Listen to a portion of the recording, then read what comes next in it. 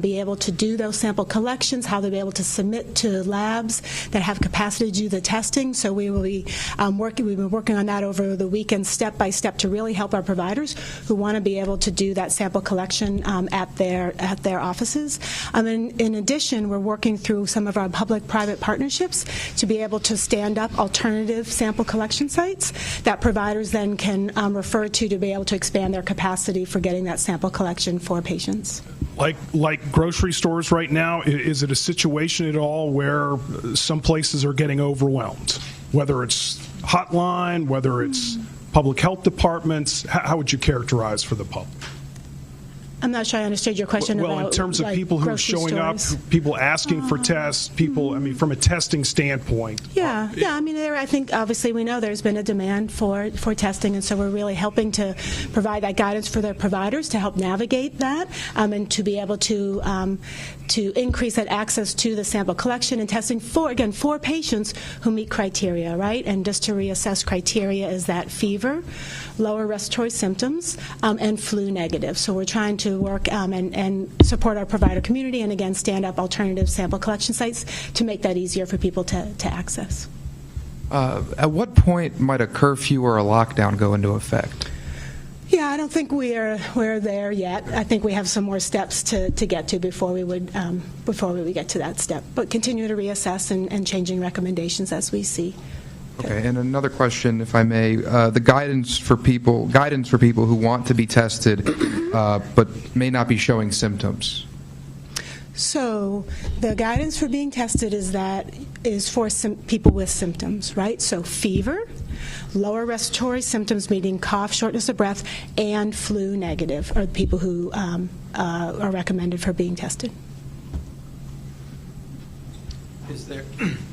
Good afternoon. There is, I know that the President spoke with the governors late this morning to continue to talk about this issue. I don't know if you're privy to what was discussed, but is there, in your view, does the state still have some needs from the federal government that aren't being met, and if so, what are they? So I was not privy to the conversation if the governor spoke to the president. So I'm not aware of that conversation. How about it just in general before yesterday? I mean, was there before this morning? Was there things that the federal that as a state that they've asked the federal government for, and they've either come through or are slow to come through? Yeah, I mean, I think we've been pretty clear that in some of the parts of the testing that we needed, that had been a barrier. But we've also been getting really great guidance from the CDC in terms of, recommendations and guidance. They've been very helpful. So generally speaking, last thing, you feel like that the barriers to testing have been alleviated? I think that we're in a better place today than they were yesterday, and tomorrow we'll probably be in a better place than we are today. Won't we all be? I hope so. Thank you. What specific guidance do you have for fitness facilities, customers who want to go work out, group fitness classes? I know the YMCA of the Triangle just announced they're going to close down tonight for a couple of weeks. Yeah, what do you have for that? Yeah, and so I think we do have a lot of guidance on our website, thinking kind of public-facing businesses. And again, I think some of those, the very similar things would apply to a fitness facility as it would any other public-facing. And so, again, as much as possible, people being 6 feet away, making sure that you are wiping down surfaces as much as possible, making sure that people aren't going to that facility if they're sick, if their staff member is sick, making sure that they're not coming into work, making sure they're having flexible absentee policies. So the same thing that applies to our other businesses, especially our public-facing businesses, would apply to our fitness facilities. Yeah. Could you update us just on the 33 that you mentioned? Any hospitalized? Any sign of community spread? Are we to the point where anyone's actually been cleared yet? Let's see. So as of this morning, of the people for whom we have the clinical information, everybody has had either a contact with somebody or a travel history. So although we still suspect that there may be some community spread, to date we still don't have documentation of that community spread. You asked a third question, and I think I don't have the answer to it, but remind me what your third question was. Has anyone been cleared? Is anyone hospitalized? I don't know the answer if anybody's been cleared yet. I'm sorry, I don't have that level of detail. And then we have one person who's been hospitalized. And just one point of clarification. So to be clear, at this point, you've got recommendations for bars and restaurants, but you're not asking them to close. That is correct. Can you clarify when and what labs went up and running? I understood that today, actually, FDA approval came in for UNC to test. I had thought UNC Duke and Atrium were already doing that, and maybe it's a matter of they did it, but they also had to resubmit to the CDC. Can you say, here are the X number of labs, and here is where they are as far as being up and running for testing? So there's a variety of different commercial and university labs that are coming online in different stages. So right now I don't have that exact list of those other commercial and university labs. However, we will be trying to identify who is testing and try to make sure we're having good communication with them. And then there was only one additional case added today, positive test. Yeah. Should we read anything into that, or I think there's something like 260 tests submitted but not yet complete? Mm-hmm. So as my epidemiologist said, we have been expanding testing. So we know we're getting more people tested. How to read just that one case in one point of time, I don't want to put too much into it. I think we do still expect that we'll start seeing more and more cases. So I don't know if we want to read too much in just that one increase from yesterday. So we'll continue to see the trends and see where we are. And then finally, and then I'll sit down, there's been a lot of talk about if you can't go to a restaurant, get takeout. Uh-huh. Is that safer?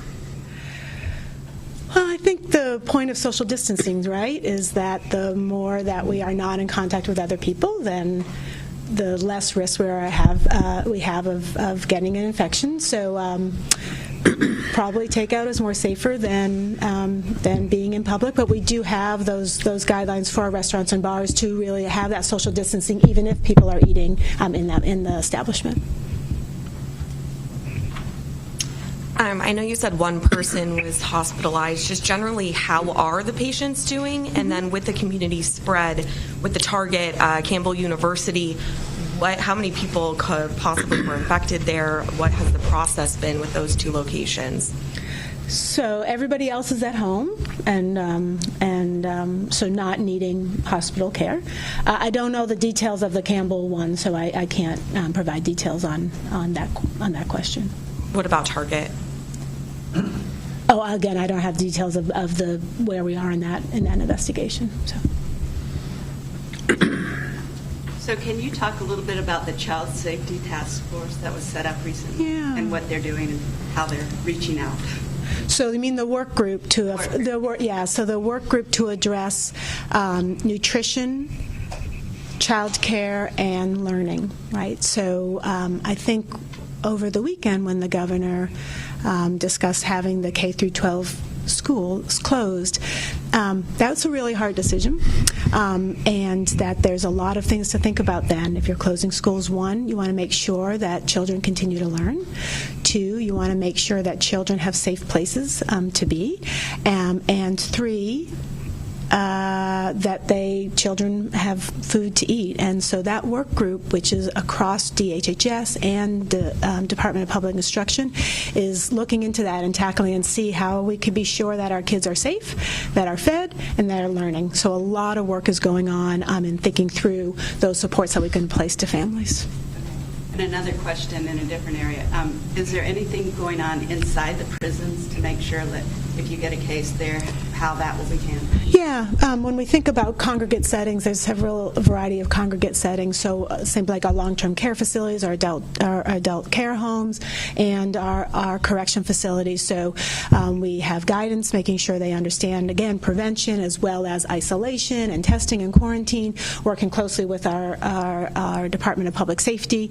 So we are thinking about our correction facilities, same way as congregate settings, and making sure they have the guidance for keeping our folks safe there as well. And from what you know, have there been any cases, positive cases there? To my knowledge, no. Thank you. In terms of the state hotline, Do you have any information in regards to the amount of calls you've taken? We've talked to people who have called, had to leave a message, they still haven't heard back. Are they overwhelmed? What would you tell those people who are waiting? Yeah, as you can imagine, we've had a very large call volume, and so one of the tasks that we're working on is how do we increase the ability to receive those calls, to be responsive to the needs of the North Carolinians. So that is something that we're working on. We've had a huge call volume, as you can imagine, so we're working on tackling that. What would be your advice to those people who are calling still waiting? I would say that to know that we're working, we know it, and we're working really, really hard to be responsive to their needs. And for everyone, you strike me as a quite calm person. A lot of people out there are not so calm right now. Yeah. There's some sense of panic, depending. How would you characterize where we are right now? Do you feel good about where we are? Are you concerned? Do you feel like we've got a balance, social distancing? How would you characterize it? Yeah, I think that's a little bit hard to say, but I think that we have had, again, thinking through the stages of an outbreak, right? And so their first stage is containment, so making sure we're identifying people who might be with the infection, and then the quarantine and the control measures. I think we've been very proactive in North Carolina in our containment strategies. At the same time, as we move into what are called mitigation strategies or community mitigation strategies, we've been very forward-thinking in our community mitigation strategies. Thinking through that, although we suspect there's community spread, we don't have community spread, and yet we have been very forward-thinking in putting into place pretty aggressive containment strategies under the leadership of the governor. And I think that we are, in terms of our preparedness and our working across our sectors, North Carolina is in incredibly good shape, I think, in terms of our planning and preparedness. So I think that we, as a state, are probably in as good of a place as we could be, but we'll continue to get better and better. So it's hard to read the future, but I think we've tried to be as proactive as possible to protect the health and well-being of North Carolinians. But if you're having a face-to-face conversation with one of those within 6 feet, That's right. Nope. Yeah. Insure them right now, or serious situation? What would you tell that person? Yeah. I think that we should all need to take this seriously. I think you've seen that we take this seriously. I think, though, from an individual standpoint, again, the common sense precautions that individuals can take is what we'll continue to tell an individual to do. So I cannot stress enough, good hand washing, good hand washing, good hand washing. Don't touch your face. Try to stay 6 feet away from a person. If you are sick, stay home and cover your nose and mouth. I think what we've learned and looked for other countries is that those common sense measures really can make a difference, and that is what somebody can do to protect themselves. We're coming up on 2 weeks from the first case being diagnosed. Yeah. So the 14-day quarantine might be expiring tomorrow. Do you know if that person will be released to go back out in the community, family? What's the protocol set up to get them back in a normal way of life?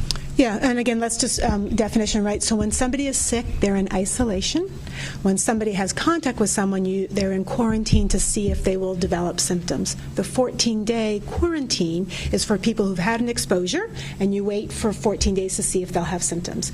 So that is not the case with somebody who is sick. With somebody who's sick, then there are criteria that need to be made before they're released from isolation. So I'm not sure of the people that have been in isolation if they're meeting those criteria to be released from isolation or not. But once they're released from isolation, and I think we've had this conversation, once they're released from isolation, and then the risk of being infected or being contagious is very low to nothing. So people then, we do worry about making sure those people are welcomed back into our communities. We have time for one last question. We understand that you don't know that much, or at least can't tell us that much about the Target situation, but there are a lot of people who are curious about that since it's over in Briar Creek. Do you anticipate at some future date giving us more details, such as where was this person working in the store? Did this person have any contact with the public? These are questions that a lot of people are asking, and they have no idea at this point. Yeah, and so the local investigation or the investigation of those specific cases happens at the local level with our local health departments. So they would have the details on those So that's where we don't have those details of those local investigations. Great, thanks, everybody. For those of you just joining us, we just received an update on COVID-19 from the state health director. Here are the facts as we know it. 33 confirmed cases in the state of North Carolina in 14 different counties. 2 of those cases reported in Forsyth County. Of the 33, 1 person has been hospitalized thus far. So far, more than 300 tests have been done, and as of this morning, 1,300 supply test kits have been issued to our state, so we are getting more supplies. Out of an abundance of caution, we've learned within the past few moments here that Major League Baseball has now pushed back opening day to mid-May. They are urging people to remain calm, but also do those common sense practices like wash your hands, avoid touching your face, avoid large crowds. At this time, we do know that the governor has made the recommendation and also instated that there will be no mass gatherings of 100 people or more. The CDC now making the recommendation of no gatherings of 50 people or more. We will continue to update you as soon as we get more information online and on air. Be sure to stick with us. We'll have more coming up.